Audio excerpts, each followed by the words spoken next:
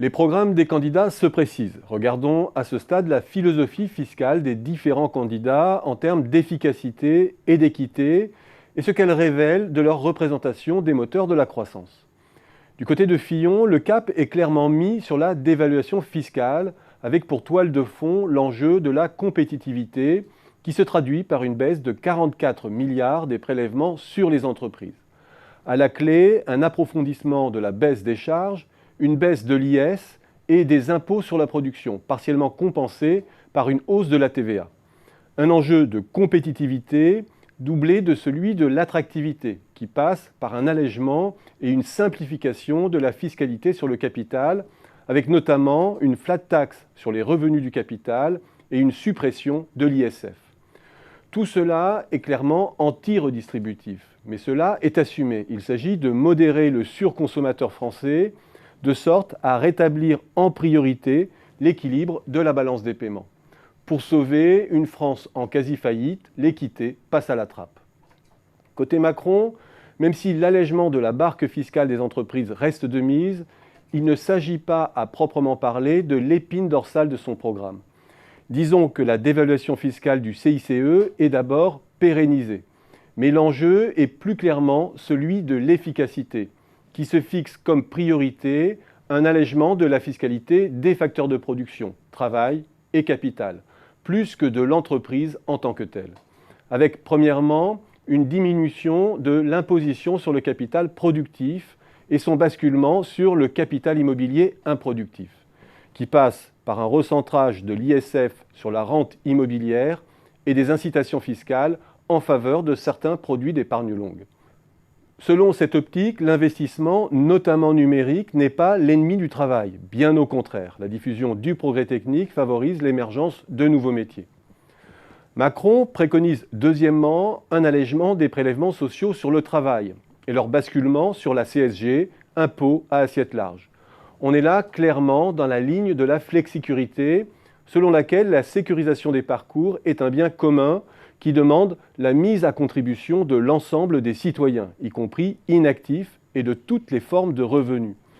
Le bilan de ce programme en termes d'équité est difficilement décryptable.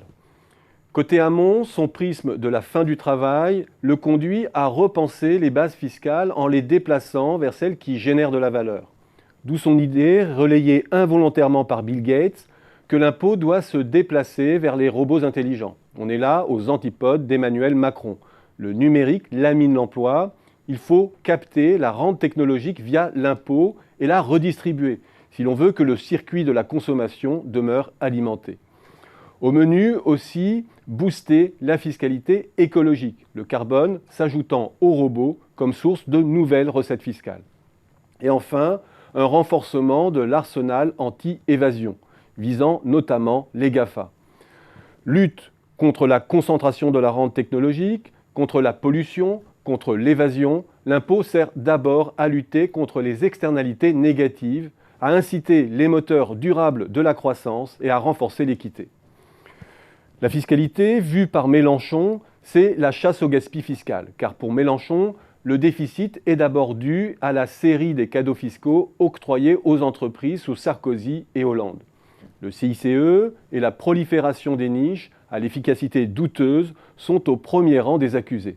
Le manque à gagner fiscal relève aussi des comportements d'évasion contre lesquels le candidat entend lutter en taxant le bénéfice là où il est réalisé. Mélenchon est le seul candidat que le ras-le-bol fiscal laisse impavide. Priorité au ras-le-bol social, à la progressivité et à la redistribution donc, avec la consommation comme moteur de croissance essentiel. Enfin, du côté de Le Pen, c'est la philosophie du clientélisme, séduire ceux qui font nombre, les PME avec l'IS progressif versus les grands groupes qui se dérobent à l'impôt, la classe moyenne plutôt inférieure versus les plus riches avec un renforcement de la progressivité, aussi bien de la fiscalité du revenu que celle du patrimoine. L'impôt décline à sa façon les antagonismes dont se nourrit le parti, et notamment celui qui oppose le prédateur mondialisé à l'entreprise ou aux citoyens moyens ancrés sur le territoire. Et encore une fois, ce rapide décryptage fiscal montre que cette campagne est bien mieux armée sur le plan des idées que ne le suggèrent le bruit et la fureur des scandales.